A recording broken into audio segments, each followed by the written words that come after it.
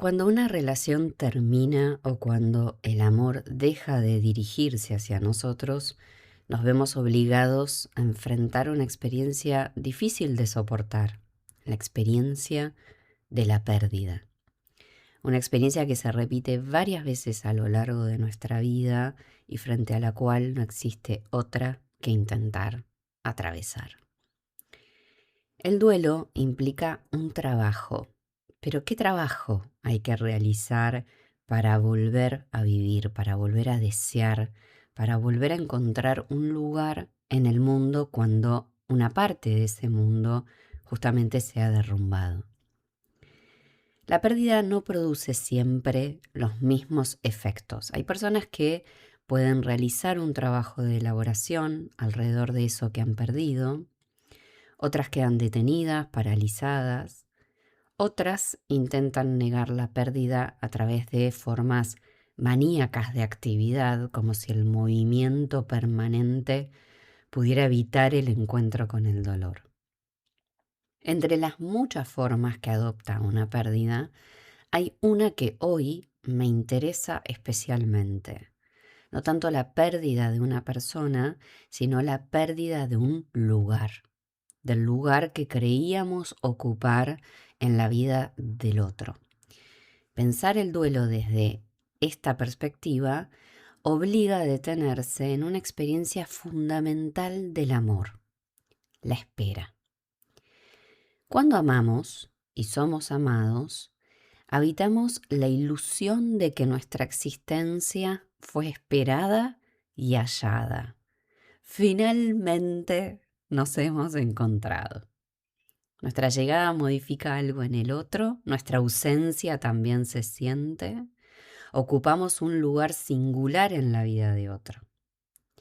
Ser esperado constituye una de las experiencias más profundas del amor porque implica precisamente eso, tener un lugar que no parece intercambiable. Esto me hace acordar a las personas que en su final de vida, lo deben haber escuchado alguna vez, esperan la llegada de un ser querido antes de partir. Esta imagen me parece muy bella porque quiere decir eso, te espero. Sos tan significativo, significativa para mí, que no puedo irme de este plano sin antes verte. Esperamos a quien amamos y deseamos ser esperados por él. Esperamos una llamada, una conversación, un mensaje, un encuentro. Reencontrarnos al final del día, saber que alguien nos espera en casa. Esperamos porque amamos. Pero ¿qué ocurre cuando ese hechizo se rompe? ¿Qué ocurre cuando el amor se agota o cuando termina? El otro, y por supuesto nosotros mismos también, tenemos derecho a poner fin a una relación. El otro puede retirar su amor, modificar su deseo, elegir otro camino a pesar de cualquier promesa que nos hayamos hecho. Y entonces descubrimos algo que puede parecer muy obvio, pero que implica una herida. El otro puede continuar sin nosotros. Puede seguir viviendo, deseando, construyendo proyectos. Entonces la experiencia de ser esperado comienza a disolverse. El otro ya no está pendiente de nuestra llegada, no espera nuestro mensaje, no organiza su vida, su día alrededor de nuestra presencia, ya no nos espera. Incluso hay algo más difícil de soportar. A veces asistimos a la evidencia de que el otro no solo continúa sin nosotros, sino que parece hacerlo muy bien. Lo vemos recuperando proyectos, brillando, construyendo nuevas rutinas, incluso encontrando formas de felicidad que por supuesto ya no nos incluyen. Y entonces la pérdida deja de ser solamente una ausencia, comienza a contaminar retrospectivamente el recuerdo de lo vivido. Nos preguntamos, entonces, ¿qué representábamos realmente para esa persona? Insisto, el trauma de la pérdida no consiste únicamente en que alguien se fue. consiste también en descubrir que ya no hay nadie esperándonos del mismo modo en que antes nos esperaba. Que el otro ya no nos extraña, no nos desea, que no piensa en nosotros, que nuestra ausencia ya no produce el efecto que producía antes.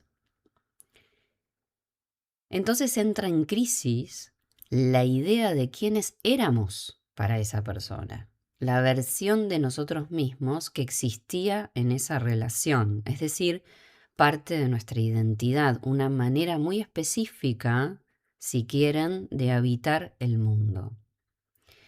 Entonces la pérdida alcanza al otro, pero también alcanza la posición desde la cual nos pensábamos a nosotros mismos.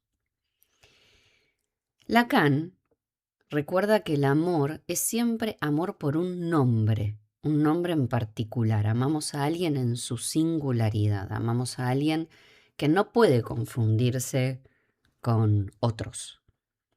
Por eso en ciertos duelos no es que solamente se extraña una presencia, sino también una forma específica de ser nombrados. El apodo que nadie más utiliza, la manera particular en que el otro nos reconocía. El trabajo de duelo existe una transformación que es cierto, rara vez elegimos. Quisiéramos conservar la vida que teníamos antes de la pérdida, no queremos que duela tanto, quisiéramos seguir siendo quienes éramos. Sin embargo, llega un momento en que advertimos que no hay manera de seguir adelante, sobre todo conservando la salud, sin mudar de piel. Y esto ocurre incluso cuando somos nosotros quienes tomamos la decisión de separarnos.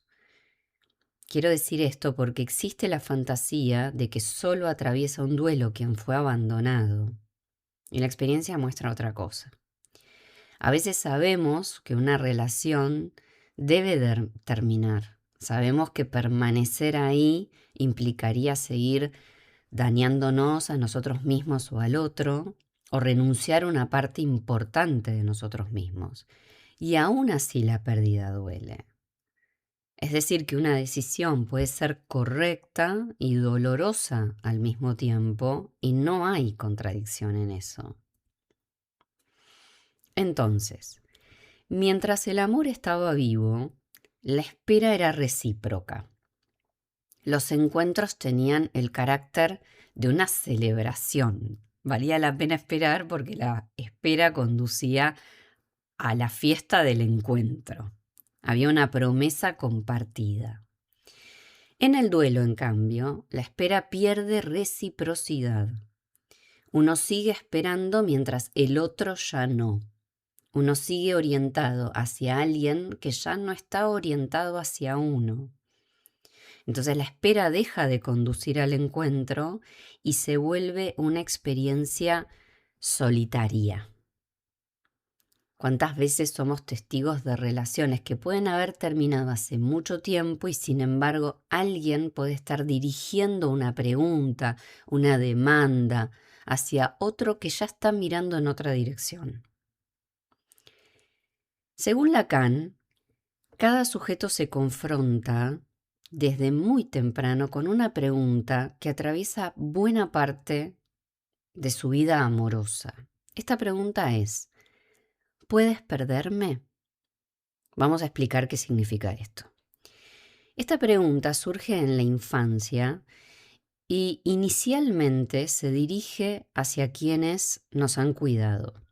El niño, la niña, intenta descifrar qué lugar ocupa en el deseo de sus padres. Si es irreemplazable o si podría ser sustituido sin que nada cambie demasiado para ellos. La pregunta ¿puedes perderme? Tiene de por sí una estructura paradojal, porque es una invocación de amor, pero también es una fuente de angustia. Acercarse a la respuesta implica acercarse a algo que nos perturba, la posibilidad, digamos, de no ocupar un lugar tan importante como imaginábamos o creíamos. ¿Podrían seguir viviendo sin mí? ¿Podrían olvidarme? ¿Podrían dejar de necesitarme? ¿Hay algo más importante que yo? No se trata solo del miedo al abandono. Lo que está en juego es algo más profundo. La pregunta por el lugar que tenemos para el deseo del otro. Básicamente lo que queremos saber a través de esta pregunta es si nuestra presencia importa. La vida humana no se constituye por fuera de los vínculos porque es a través de los otros que aprendemos quiénes somos, qué lugar ocupamos, qué valor tiene nuestra existencia para alguien. Por eso el desamor tiene un efecto narcisista tan profundo. No solo duele por lo que perdemos, sino que duele porque pone en crisis, como dije, algo de nosotros mismos. El problema se presenta cuando en la ruptura la pérdida se transforma en un juicio permanente, como si estuviéramos frente a un tribunal. Dejamos de preguntarnos por el vínculo y comenzamos a interrogarnos permanentemente a nosotros mismos. ¿Qué me faltó? ¿Qué hice mal? ¿Por qué no fui suficiente? Por ejemplo. La herida narcisista encuentra ahí una de sus formas más dolorosas, porque la pérdida deja de ser pensada como una contingencia de la vida amorosa, es decir, algo que puede pasar, y comienza a ser interpretada como una prueba de nuestro valor, lo cual por supuesto trae serias consecuencias en nuestra propia estima.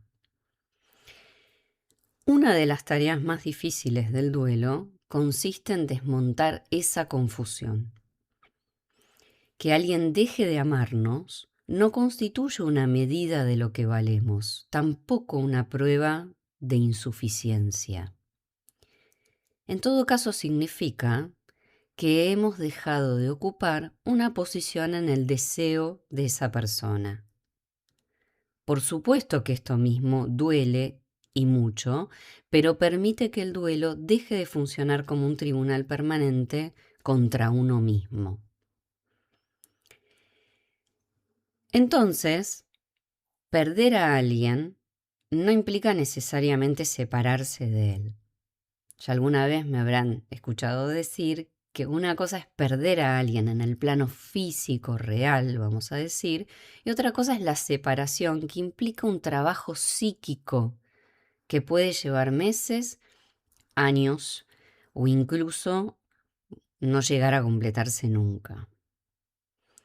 Es decir, alguien puede haberse ido y seguir ocupando un lugar central en nuestra vida, seguir apareciendo en nuestros recuerdos, comparaciones, conversaciones imaginarias que mantenemos cuando esa persona ya no está, conversaciones pendientes.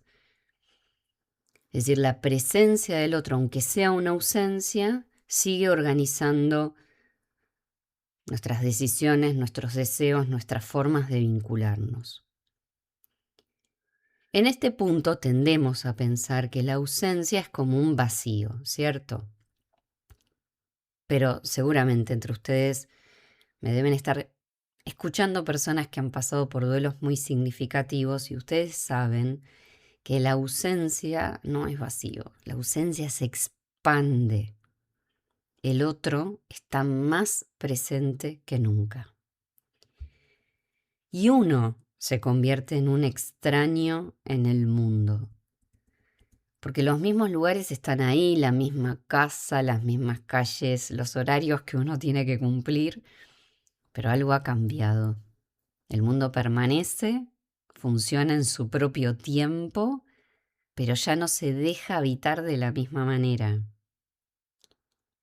Hay un sinsentido en el funcionamiento del mundo frente a nuestro dolor. Se pierden proyectos, rutinas, escenas compartidas, un lenguaje en común, versiones de nosotros mismos. una forma muy específica de organizar el tiempo y de imaginar el futuro. Hay personas que después de una separación, por ejemplo, descuidan su cuerpo, se aíslan, trabajan compulsivamente, se entregan a compulsiones, buscan anestesiar el dolor. Hay algo del mundo que se ha quebrado, que daba consistencia a la propia existencia y ya no está más ahí. La ruptura de una familia específicamente confronta además a una experiencia muy particular. Volver a una casa vacía después de años de compartir desayunos, cenas, conversaciones, discusiones, tareas cotidianas, rutinas. Y el silencio adquiere una presencia material. La ausencia deja de ser una idea y se convierte en algo que se puede escuchar. Una habitación vacía, una mesa con menos personas, un fin de semana sin hijos, una casa que sigue siendo la misma y sin embargo ya no es la misma. En este punto muchas veces el duelo consiste también en aprender a habitar nuevamente esos espacios sin quedar atrapado para siempre en esa comparación permanente con lo que antes ocurrió ahí. Las personas solemos creer que el tiempo resuelve los duelos. Sin embargo, la experiencia muestra que el tiempo cronológico y el tiempo psíquico no siempre avanzan del mismo modo. Hay duelos que permiten que la vida vuelva a organizarse, que esa persona que hemos perdido, ese objeto perdido, conserva un lugar en la memoria, pero deja de monopolizar la existencia. El pasado entonces encuentra un lugar en la propia historia, quiero decir con esto que se integra a nuestra historia. La melancolía, en cambio, sigue otro camino, un camino un poco más complicado, porque la persona queda adherida a la pérdida. Y entonces el pasado se convierte en una referencia constante frente a la cual todo lo que sucede en el presente pasa a ser directamente insuficiente. Es decir, que la vida continúa, pero una parte de la vida quedó detenida alrededor de lo que se perdió. La melancolía no es simplemente tristeza, es una forma muy particular de relación con la pérdida. Y es cuando consideramos, nosotros los analistas, que hay algo del duelo que empieza a complicarse. Por otra parte, ninguna pérdida se elabora por completo. Siempre queda lo que llamamos un resto, algo que no termina de simbolizarse. Dicho de otro modo, no hay una separación perfecta ni un duelo absoluto, hay marcas que permanecen. Hay nombres que vamos a seguir recordando o pronunciando en silencio.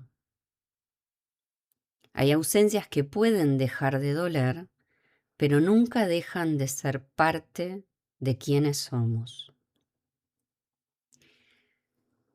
La pregunta entonces deja de ser qué hacer con la pérdida y pasa a ser otra, qué hacer con una vida que ya no se parece a la que teníamos, cómo volver a habitarla. Hay personas que transforman la pérdida también en un reclamo interminable. Hay otras que se quedan esperando años una explicación, una reparación, una señal que revierta lo sucedido. Y quiero traer acá un concepto del que vengo hablándoles hace un tiempo, que es el concepto de la dignidad. La dignidad no consiste en no sufrir, ni en olvidar rápido, tampoco en actuar como si nada hubiera ocurrido. La dignidad aparece cuando dejamos de exigir por la fuerza un lugar que el deseo del otro ya no concede. La dignidad consiste en aceptar que ya no podemos obligar a nadie a amarnos. Consiste en sostener el dolor sin convertirlo en humillación. Renunciar a la ilusión de que existe una palabra capaz de devolvernos el lugar que hemos perdido. El duelo no es la prueba de un fracaso amoroso. Me gusta pensar que es la marca que deja una experiencia que tuvo valor en nuestra vida, porque solo se pierde aquello que tuvo un valor para nosotros. El duelo tiene algo de desintegración, de descomposición. Nos obliga a despedir una vida y a construir otra. Nos exige abandonar una identidad sin saber todavía quiénes vamos a ser después. Por eso me gusta también pensar que la nostalgia puede tener caminos diferentes. Es cierto que hay un tipo de nostalgia que nos puede dejar detenidos frente a lo perdido, ¿no? Donde todo lo presente sea insuficiente, pero también existe otra posibilidad. Ahí donde en la nostalgia aparece algo de la gratitud. No la gratitud ingenua que niega el dolor, no la obligación de agradecer aquello que nos hizo sufrir. La gratitud como una forma de reconocer que algo tuvo valor aunque no haya durado para siempre. Poder decir, esto existió, esto me transformó, esto formó parte de mi vida. El pasado entonces sigue visitándonos, pero no para encerrarnos en él, nos visita como memoria, no como destino. Y quizás ahí aparece una de las formas más profundas de la compasión con uno mismo. Dejar de juzgar lo que terminó y poder reconocer que haber amado, aun cuando haya dolido, sigue siendo una de las experiencias más valiosas de una vida.